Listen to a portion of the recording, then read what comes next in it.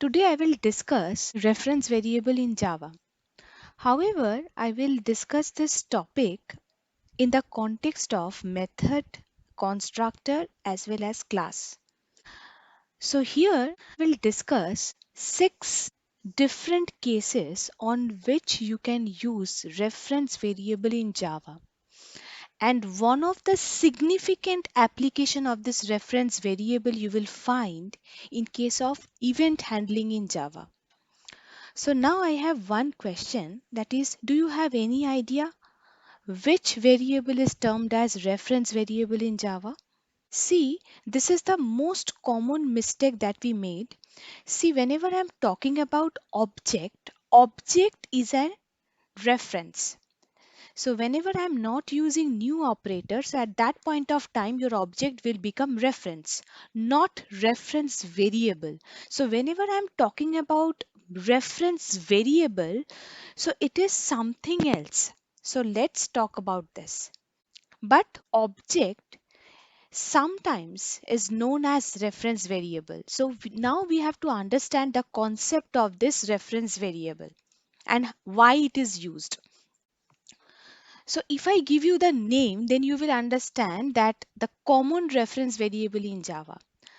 So there is one keyword in Java which is known as this. So today my topic of discussion is this keyword, or we can say that this keyword is known as reference variable in Java. So now you may ask me one question, okay, this is your reference variable, but how it is different from object? So in order to define this, I am giving you one diagram. So whenever I am talking about this keyword, this one, so it's a reference variable. So whenever I'm talking about some variable, so we can say that, say this is a variable and this is our reference variable. And if I want to define this reference variable in the context of object, then I can say that like this.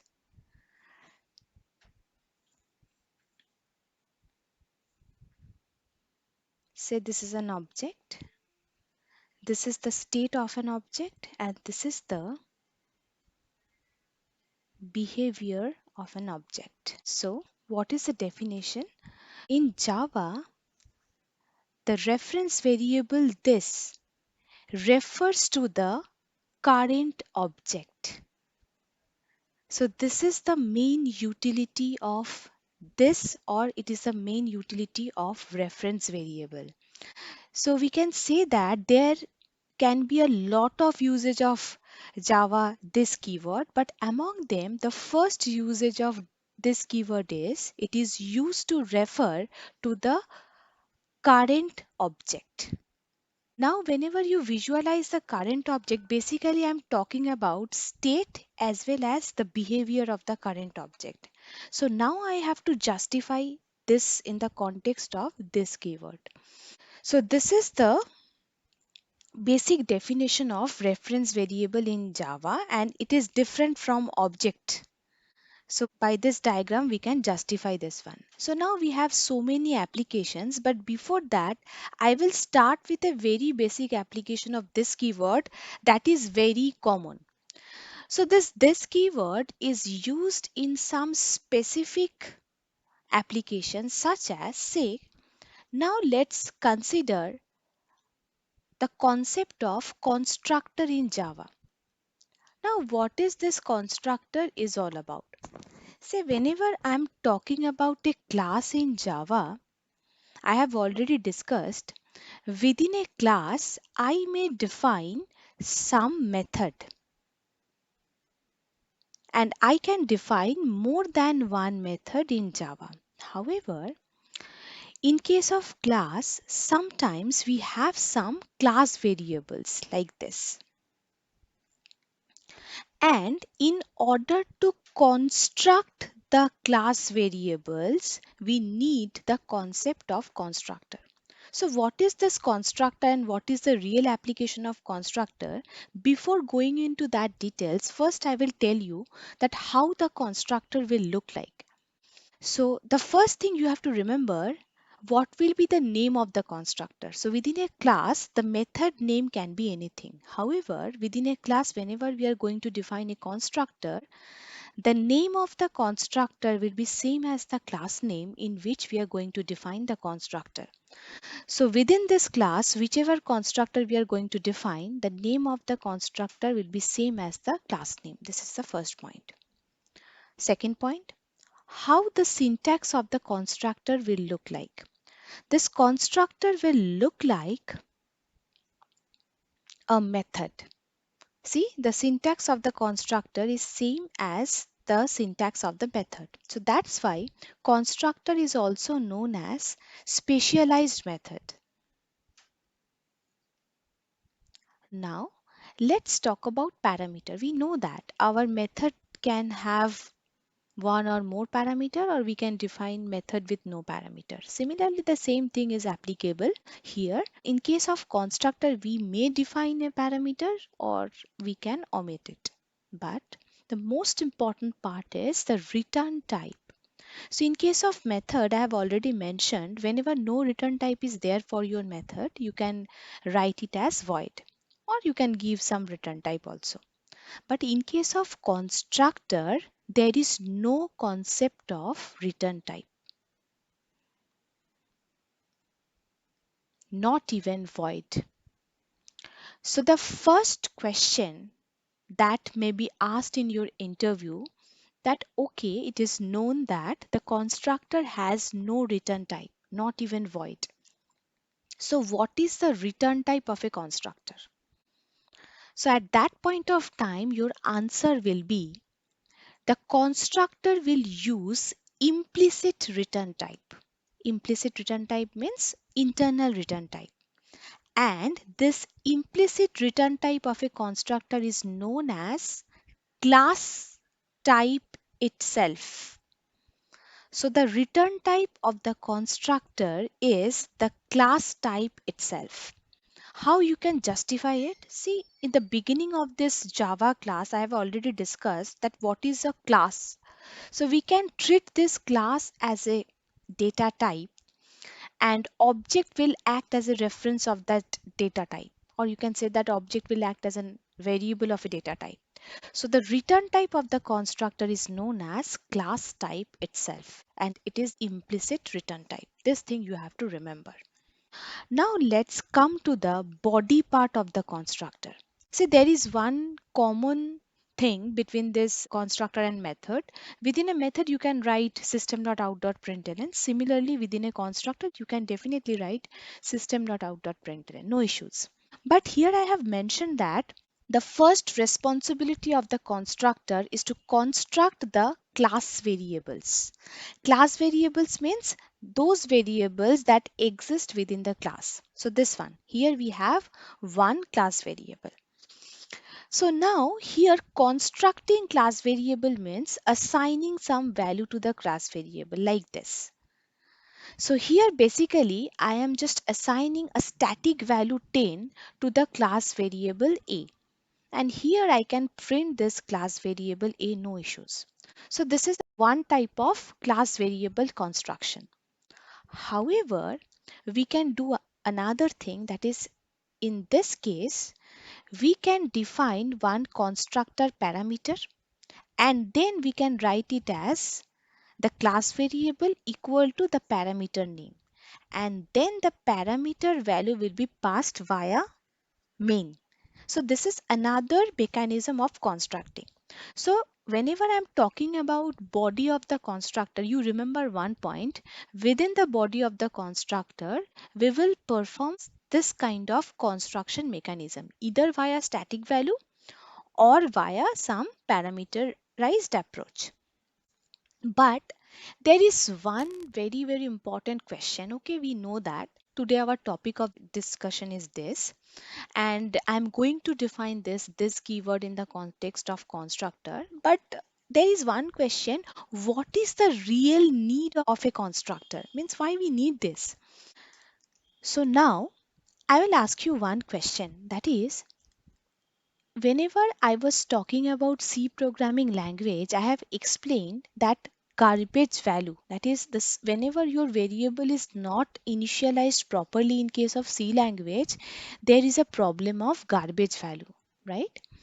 So now I have one more question over here, that is, do we have the concept of garbage value in Java?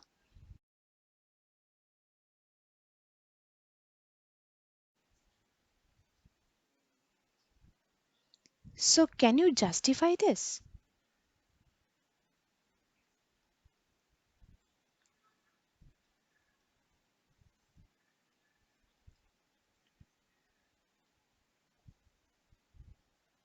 Why we do not have any garbage value in Java? So now, first I will tell you what is the utility of the constructor.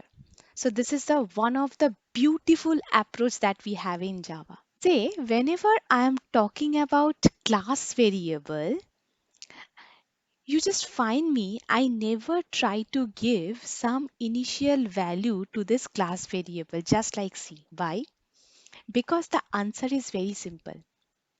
Whenever we have more than one class in a Java code, then we know that we need to create object of this class, just like this. So we have already discussed this one. Now try to understand, in the previous class I have explained that what this is your class, this is your object, new is an operator which is used to allocate the address of the class dynamically into this object reference. But see here, basically this is your constructor, we know that. But this type of constructor is known as default constructor. This is the first point. And the beauty of the default constructor is whenever you create the object, the default constructor is automatically invoked. Now, what is the meaning of invoking a constructor? See, whenever I am talking about a method in Java, the method body is defined in this class, and we will invoke the method with the help of an object. So this is a method calling part and this is the body of the method. So here try to understand. Here I am writing this one, means it's a default constructor. And here basically I am calling the constructor. But the biggest question is, fine, you are calling the constructor, but where is the body of the constructor? So in this case, sometimes in Java, there is no need of defining the constructor body. However, you can invoke the constructor. So whenever you have one method without any constructor, you have to create the object. At the time of creating the object, you have to write this one, this syntax.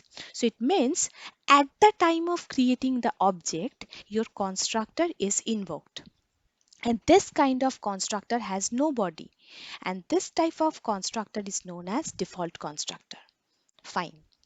Now, why Java do not have any garbage value for this class variable?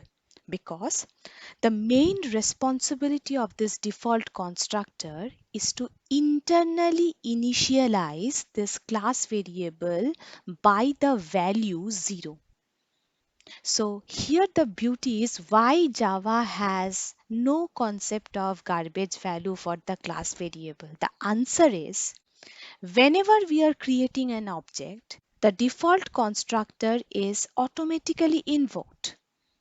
And the main responsibility of the default constructor is to initialize the class variable by 0 implicitly, internally. That's why Java has no concept of garbage value. So this is one utility of a constructor. But you may ask me one question, okay, so whenever we are defining a constructor without any body, so we are just invoking the constructor while creating the object like this. So it is your default constructor.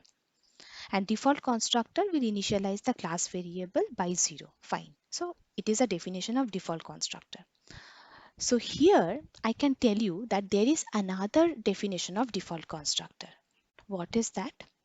So here in this class, I can also define the body of the constructor. So how we can define the constructor, I have already explained. The name of the constructor will be same as the class name, and the constructor will look like a method. That's why it's a specialized method. And inside the body of the constructor, our responsibility is to initialize or is to construct the class variable. So I did this. So in this case, this is the body of the constructor and this is the invocation part of the constructor. So at this point of time, you can also consider it as a default constructor. But this constructor is also known as no parameter constructor. So this thing you have to remember. So I'm not passing any parameter into this constructor. However, I'm constructing the class variable with some static value. So here my intention is whenever I'm talking about default constructor without body, so what is the internal value of my class variable? 0. So if you print this one, you will get 0. But whenever I am invoking a constructor and there is a body of the constructor, here I can fix up what should be the value of the class variable. So in this case, it is 10. So this is the basic difference between two kind of constructor declaration. But today our topic of discussion is mainly the reference variable this. And whenever I want to define this reference variable this at this point of time, definitely I need parameterized constructor. Also, I will define this in the context of no parameter constructor. But first, you check this one. This is the most interesting application. Say, how to define parameterized constructor. So whatever I have discussed, I will use the same context over here. That is, the name of the constructor is same as the class name, and now I'm going to define one parameterized constructor. So that's why here I will define one parameter, right? Why I have only one parameter? Because I'm going to construct the class variable. So we have only one class variable, so that's why I have taken only one parameter. An integer class variable I'm going to construct, that's why my parameter is also integer.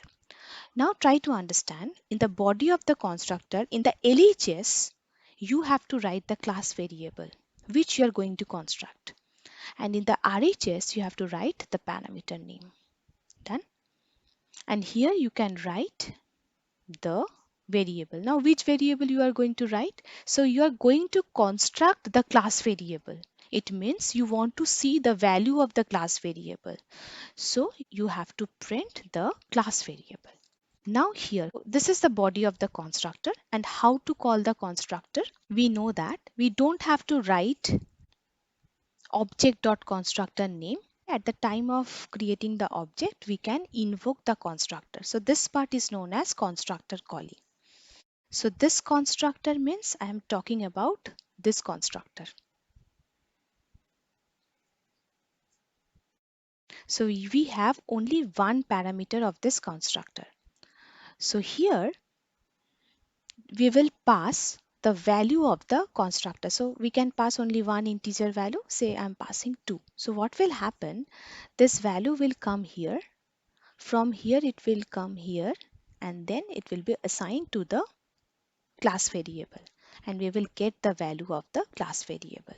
So this is how parameterized constructor will work. Simple. Instead of passing any static value, I am just writing the parameter name, and the value of the parameter is passed while invoking the constructor. But here, now the biggest question is, whenever I am talking about class variable, this is your one variable and I am taking one parameter also. So we are defining two different variables. But here the question is, can I use the same variable as a constructor parameter? That is, can I write a here? Yes, we can write. But here the biggest problem is, if I write a here, then it will become a is equal to a, because LHS is the class variable, RHS is the parameter. So at this point of time, it will be a compilation error. So now this point of time, why it is an compilation error? Because I have to define which one is the class variable and which one is the parameter. So now this comes into the picture. So the first use of this variable is whenever the name of the class variable is same as the name of the constructor parameter. So at this point of time, this variable is used to refer the class variable. So at this point of time, you have to write this dot a so that you could make the compiler understand that okay, I'm talking about the class variable, and here I'm not using this because this a is the local into this scope, means this is the parameter of the constructor. So at this point of time, we will use this keyword. So the first use of this keyword is, please make a note over here. So this keyword is used to refer the class variable whenever the name of the class variable and the constructor parameter is same. But now let me write the code. I'm going to construct this one. Say I have one class, say C1, and within that class I'm going to define one constructor. But whenever I'm going to define any constructor, then there should be one class variable, one or two class variable. Okay, so the constructor name should be same as the class name. So my class name is C1, constructor has no return type, fine. So this is the constructor, and within the body of the constructor I am going to construct the class variable, that is a is equal to something. But now I'm going to define parameterized constructor. So I will take one parameter. But now in this case, what I will do, I will write the parameter name same as the class variable. Both are a. So here we have to write a is equal to a. This a is the class variable LHS. And this a is the parameter. This one, RHS part. So it will be a problem, it will create an error for the compiler. So what we will use this keyword. So I will write this dot a. So this is used to refer the class variable, means this one. And a, here in this case, a is the local variable. Why it is local variable? Because here I am not using any reference, means this a is a parameter. And also I have defined that I can write system.out.println. But here I have one question. Look into this problem clearly. So here I can print the class variable. Okay. I'm not printing it. This is my question. So let me write the complete code. Then I can tell you that class C2.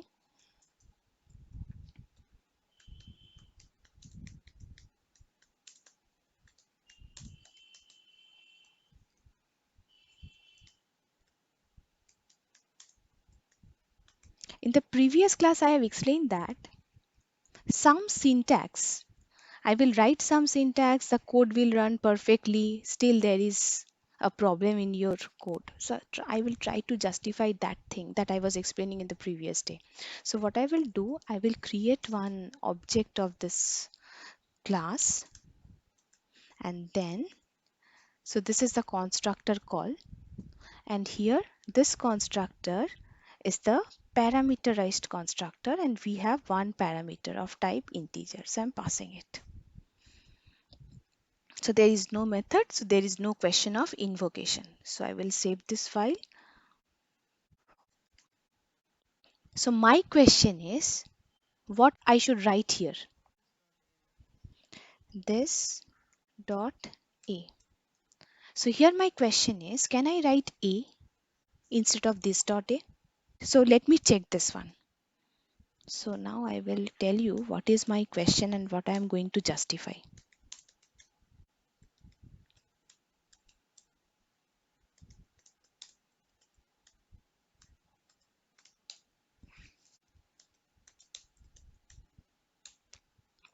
Yes, I can write this dot a because the common sense is I am just assigning the value of the parameter into the LHS.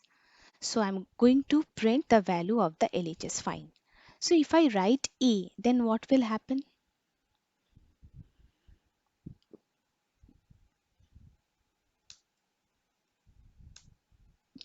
The output is same. So here in the previous day I was explaining that in case of Java, we may write many kind of syntax and the syntactically it will be correct perfectly.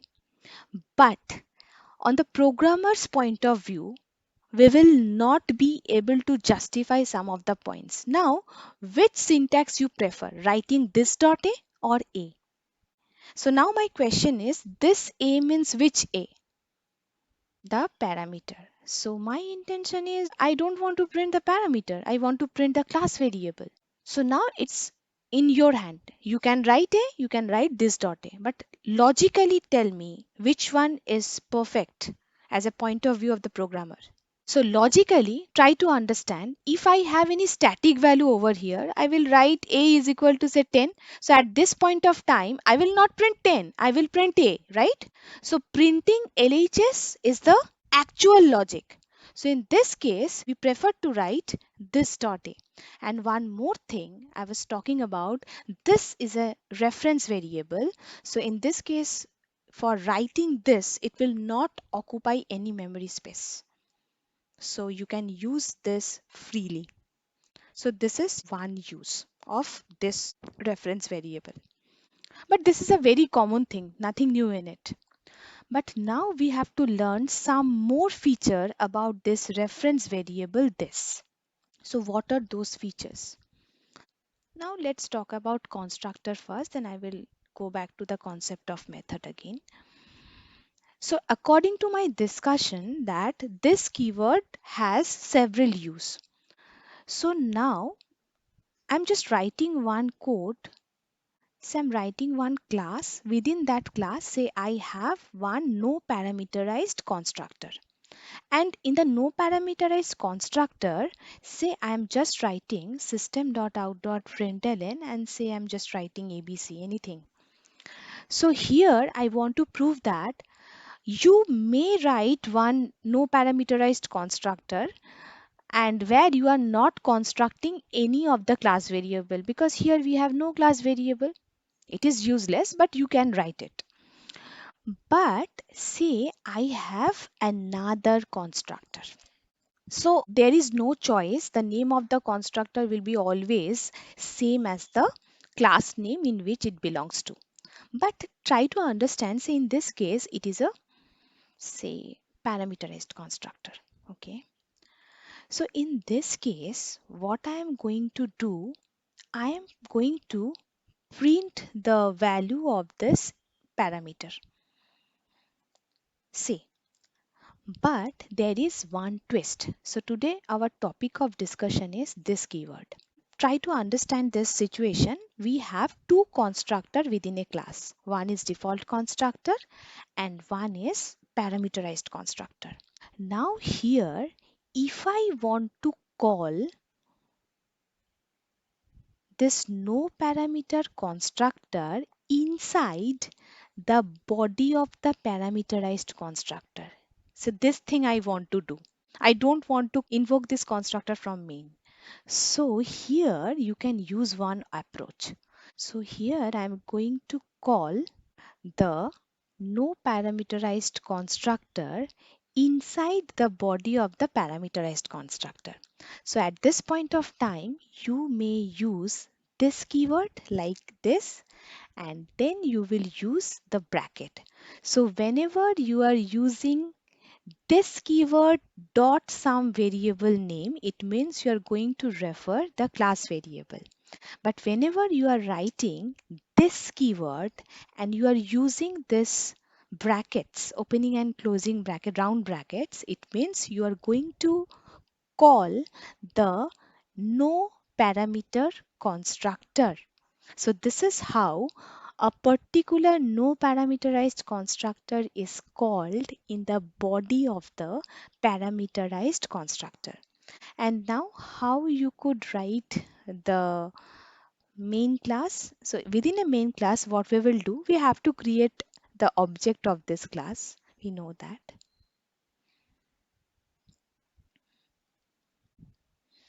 And now this case, what I am doing this, here we have only one provision of calling a constructor, but we have two constructor, right? So in this case, what I did is this keyword, because I will make this constructor as parameterized constructor. So I will pass 10, means this constructor means this constructor.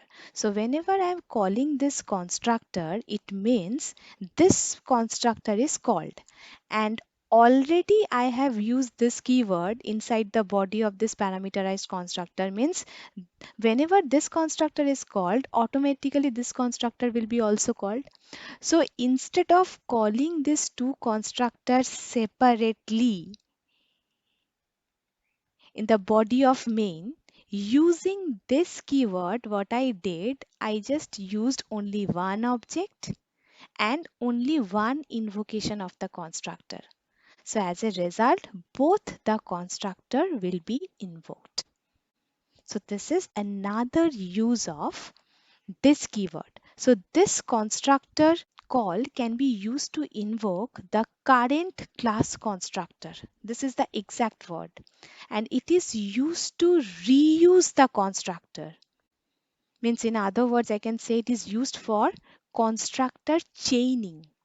So what I did in one word, it is known as concept of constructor chaining.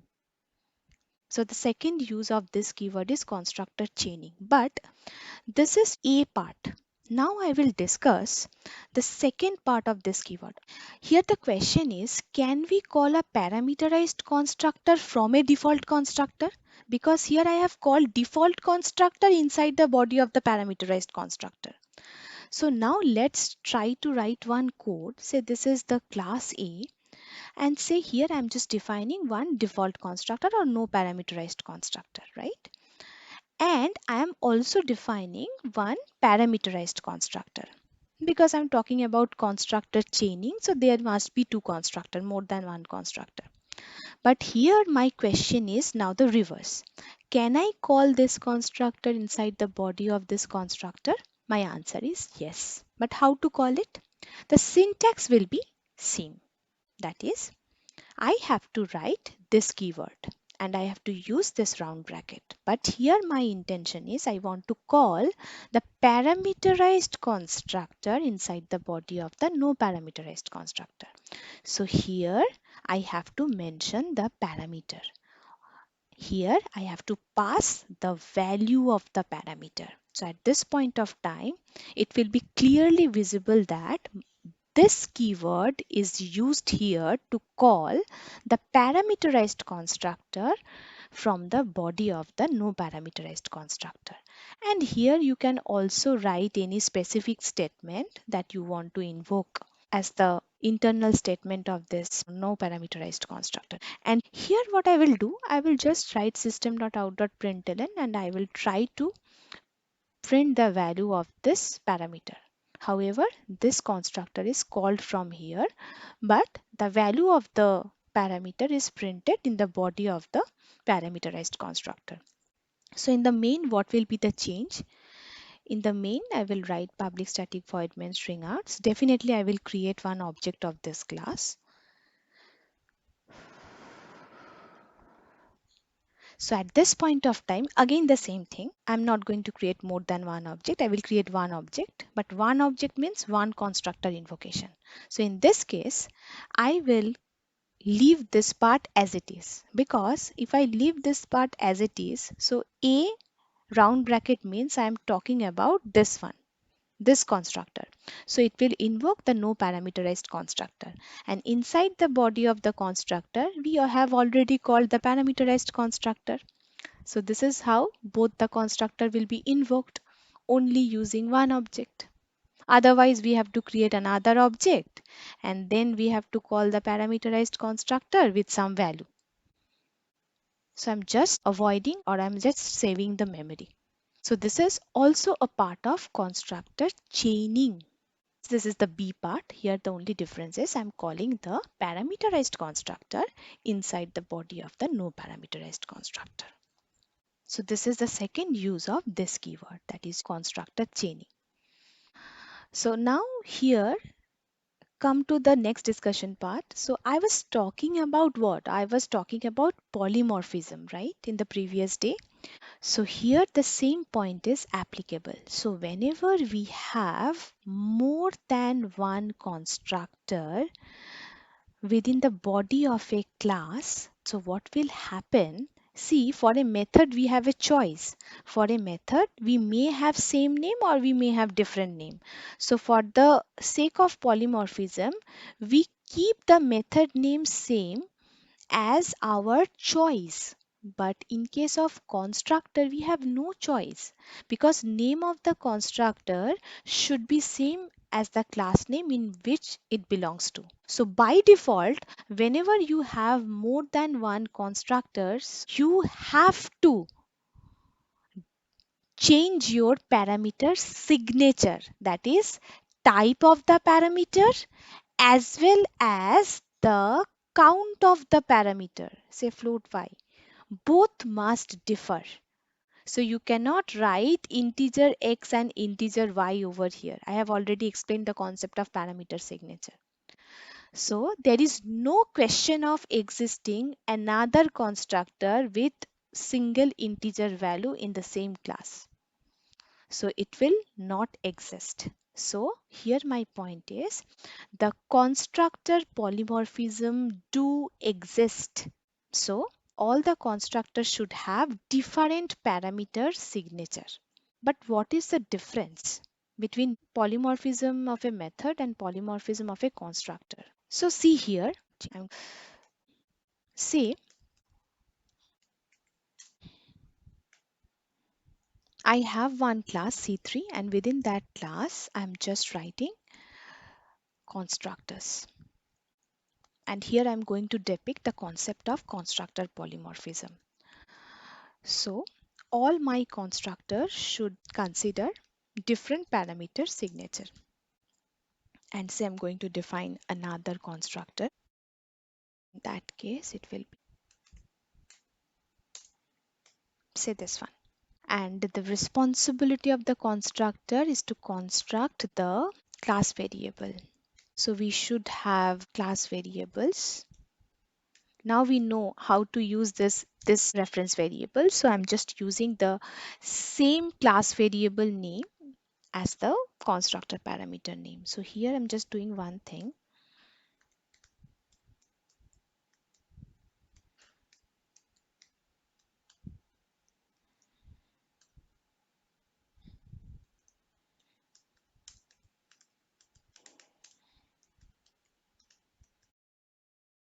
And now here I'm just constructing the class variable x.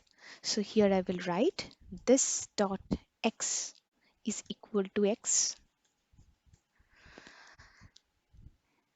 And here I'm constructing the class variable y. So I will write this dot y is equal to y. And what I will do, I will print them inside the body of the constructor. So first I will print this dot x and then I will print this dot y. Say I'm just here depicting the constructor polymorphism without the concept of constructor chaining. Then try to understand what is the problem.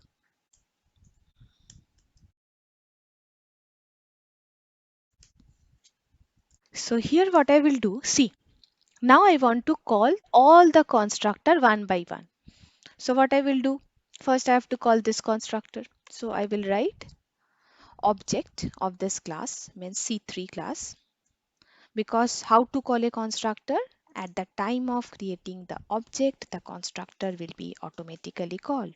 So I have to call, so this one is a constructor with no parameter, means I'm calling this one. So now for calling the second constructor,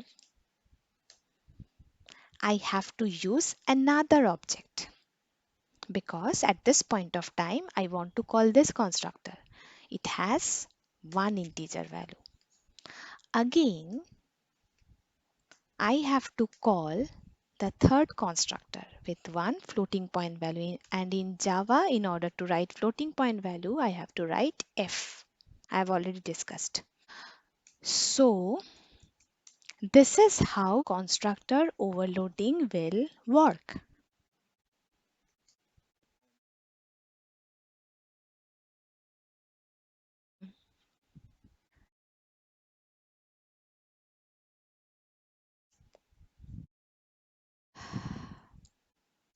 So here, what is the importance of constructor chaining? See, whenever we have more than one constructor within the body of a class, it is known as constructor polymorphism, and it is also known as compile time polymorphism. But here, in order to call the overloaded constructor, I am using three different objects.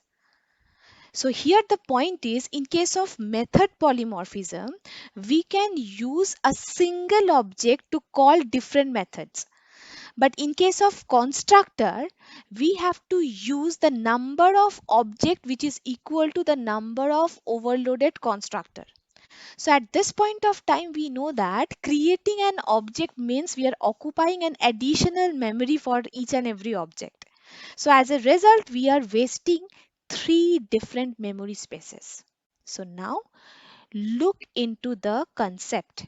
So whenever I am talking about constructor chaining, so at this point of time, I will use this keyword and here I will use one invocation. So as a result, only one object will be created.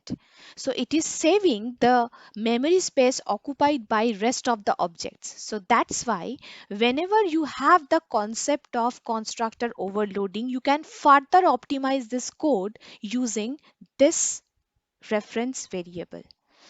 So here, see, we have one class where we have one default constructor, and this default constructor is called here in the body of the parameterized constructor. So I have used this keyword.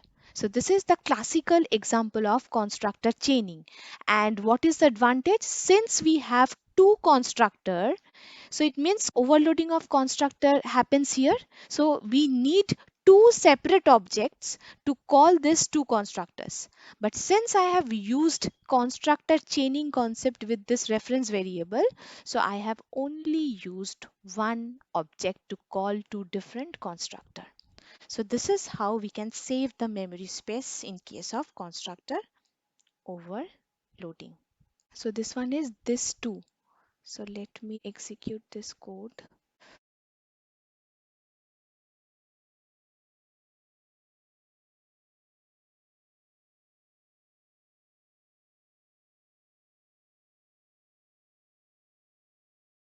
Hello A is the first output and the second output is X and the value of the X is 10. Yes, it is printing. So this is the example of constructor chaining part A.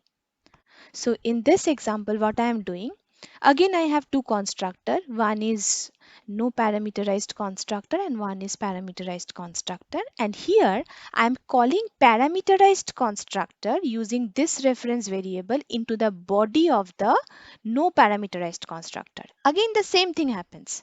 So I have to create only one object to call more than one constructor. So again, it is a concept of constructor chaining.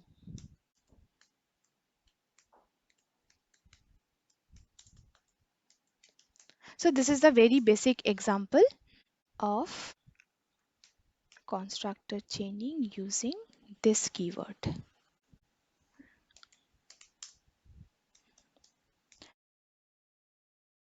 Okay, it is executing. So I have one question. Is there any error if I write this name as 3 and then this? So this is the class name. Then I have to save this file 3 this. So is it a correct way to name your class? So in the previous day, I was talking about automata, right? So why it is not correct? Because if you write 3 this and you try to execute this code, it will be an error. So who will tell us this convention? That is class name never starts with a number. So it is already defined in the compiler in terms of automata. That is this syntax is not suitable. So that's why whenever you try to write this one, there will be one error. So it is not possible. So now let's talk about this keyword. So there are several applications of this keyword. These are the very basic application of this keyword and you will find this one anywhere. But we have some hidden application of this keyword. Among them we have one very interesting application. Now I can use this keyword to pass as an argument in the method. This is quite interesting application of this. Means the this keyword can also be passed as an argument in the method, and it is mainly used in case of event handling. So this application of this keyword is very important, because whenever we are going to learn event handling later, I will use this syntax repeatedly. So what is this syntax is all about? Now check this syntax carefully. Say I have one specific class, say this one. Within this class, say I'm writing one method. So no concept of constructor is applied. I will talk about only method in this section. Now say I have another method. Say this one. So basically in a class AS2, I have two methods, aim and p. Now I will give you one trick that you can apply in constructor also. See, whenever I am talking about any method, each time I have explained that you can pass a parameter. Parameter means for you it is a variable, one or more variable of different data type, int, float, everything, double. But sometimes you can pass object reference as a parameter inside a method.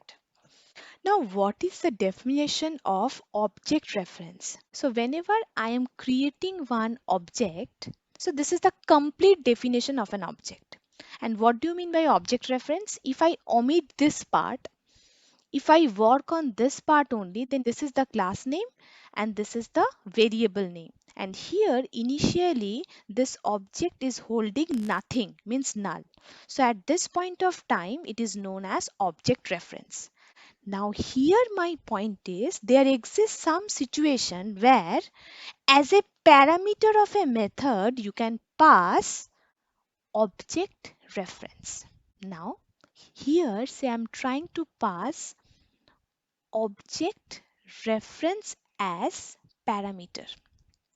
So I have to write say object reference, so obj. But object should be defined with the help of a class. So here the class name is S2 in which this method belongs to. So that's why the data type of this object will be this class type. So here my point is this is a parameter of a method and you can pass object reference as a parameter of a method. And the same thing you can apply in case of a constructor. That is, whenever you have a class and inside a class if you have a constructor, inside the constructor you can pass object reference as a parameter. So whenever you are dealing with this kind of constructor where your parameter of the constructor is an object reference, then this kind of constructor is a copy constructor. Why? I will tell you later on. So this kind of activity is also there in case of constructor. So now let's try to solve this one. So this is a parameterized method, but the parameter of the method is type object reference. So and inside the method, say I'm just printing method invocation. Say, and now come to this method. So this method is no parameterized method. So here I am going to depict the third application of this keyword. So in this body of the method, here I can call or I can invoke this parameterized method. How?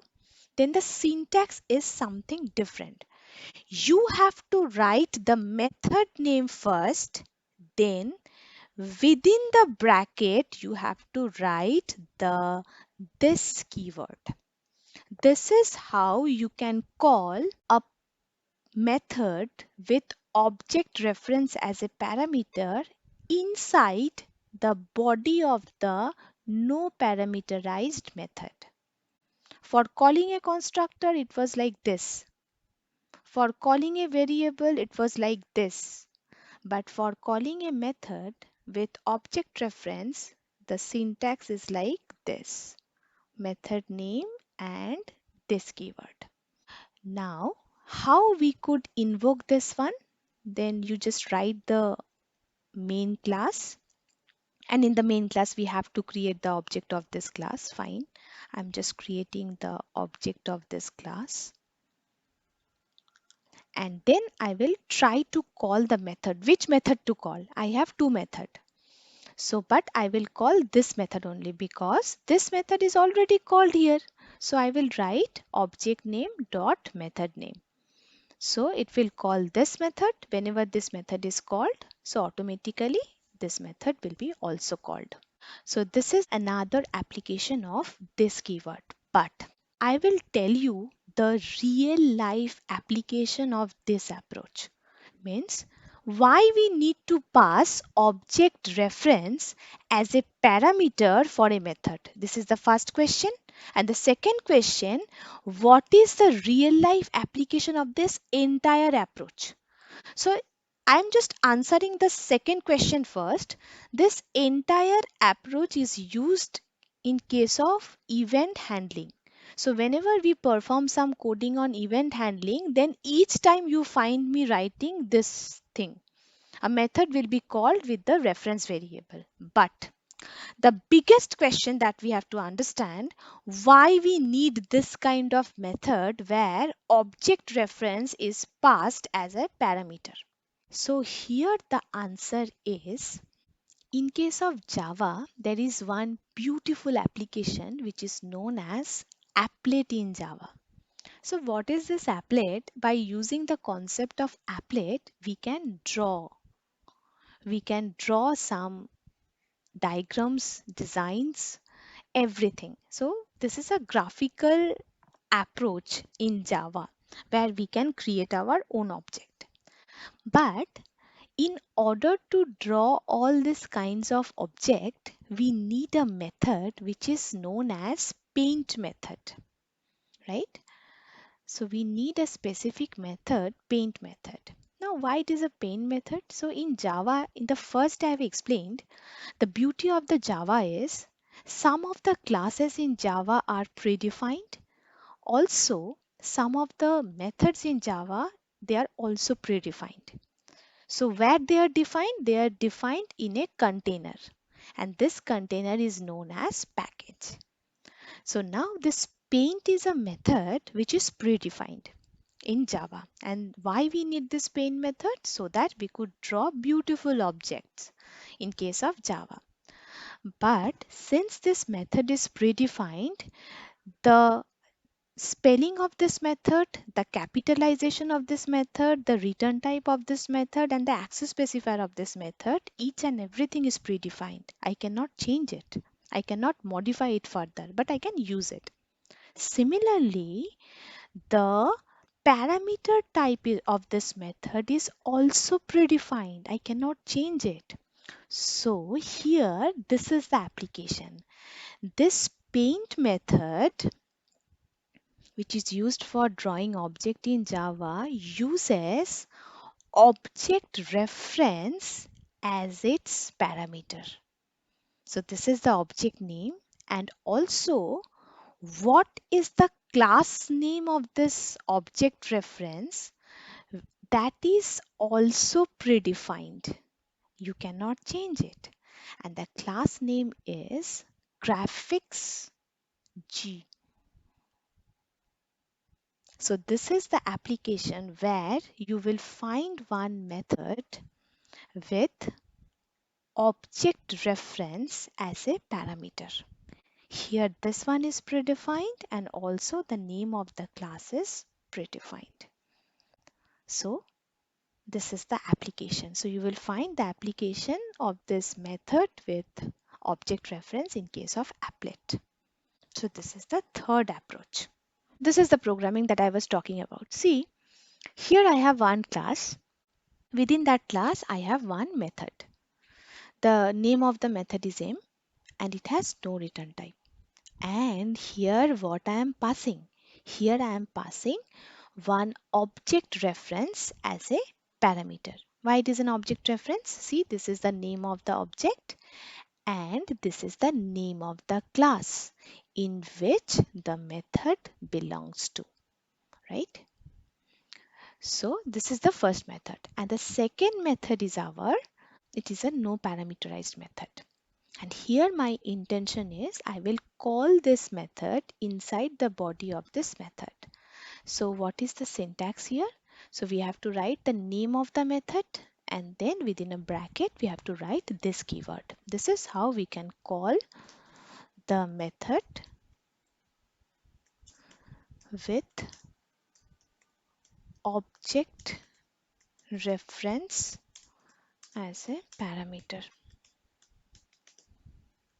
And then within the main class, I will create one object of this class and I will invoke the method, this one. So calling one method is enough. But see this program carefully. So is there any alteration in this program? Because this program is something different than previous programs that I have depicted. In general, whatever coding I was writing, each day I was writing like this, a class and a main class, and then within the main class I'm just creating the object of this class. This is the general syntax of our coding. But see, in this coding what I did, I haven't created any main class. This is the first thing. So before public static void main string art, there is no main class. First point. So as a result, this 4 will act as a general class as well as main class. Means Java will understand from this point onwards, it is acting like a main class and this is a part of the general class. So here the question is, this is another kind of optimization that you can do. This is not mandatory that you have to create two classes. One is main class, one is general class. You can just write only one class and you just divide this class into two parts. Means public static void main string arts, from this onwards this is acting as a main class and the above portion will be acting as a general class. So you can reduce one number of class also. So this kind of activity you can apply in each and every code. So this is another approach that you can use. So you try and apply this one. But remember one thing, the name of the file will be same as the class name. So in this case, this is the general class, this is the main class. So this name should be used for naming your file name.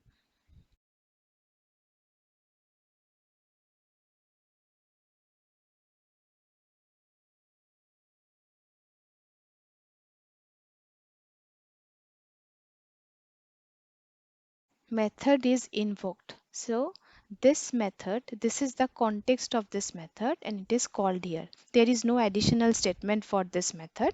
So this method is only responsible for printing the output of the method m, and the output of the method m is method is invoked. So it is showing that output. So this is another application of this keyword. And this example is very, very important because here you find a glimpse of application of event handling in Java, and also I've talked about applet paint method where it will use graphics G as a parameter. Meter. So instead of this for obj, paint method will use graphics g as a parameter. So these are the latest application that we will apply it later. So this code is very, very important. You have to remember this syntax. Now let me explain the next application. That is, consider a situation where I have one class A5, and within that class say I have one method with no parameter. And here say I'm just writing system.out.println this keyword, only this one. Now say I can write directly public static void main string arts, and then I will create object of this class a5 op equal to new a5, and then here I'm just write system.out.println and say I'm just printing this object ob. Here I am printing the object, and here I'm just writing object dot the method name. So here what I am doing, here say inside the method I am printing one reference variable, which is this. This is the first thing that I am doing. And in the second thing, in the system.out.println, I am printing one object. Object printing we never did before. So here we are printing object. And here I'm just calling the method. So what is this situation is all about? So here another use of this keyword is very, very interesting. It is used to refer current class instance variable. Mark this word, current class instance variable. This is another use of this keyword. So this keyword is used to refer current class instance variable. So in this program, we are just printing the reference variable this, and output of both the variable will be same. So this is another astonishing property of this keyword. So the next application of this keyword that I am talking about for printing current class instance variable, that is, you can print this variable in order to print current class instance variable, and also the output of this SOP statement will be same as the output of this SOP statement where you are printing the object of the same class in which your method belongs to. So this is another application of this keyword. So here what I'm doing, I'm just creating one class, say A5. So here I'm just writing this keyword. See the output. The output of this one is very, very interesting. And now what I can write, and I will create object of this class A5.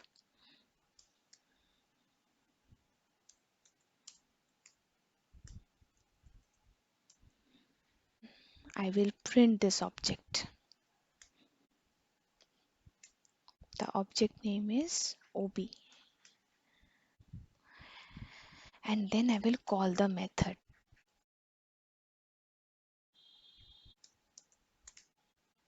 So what do you think, this code will execute or not?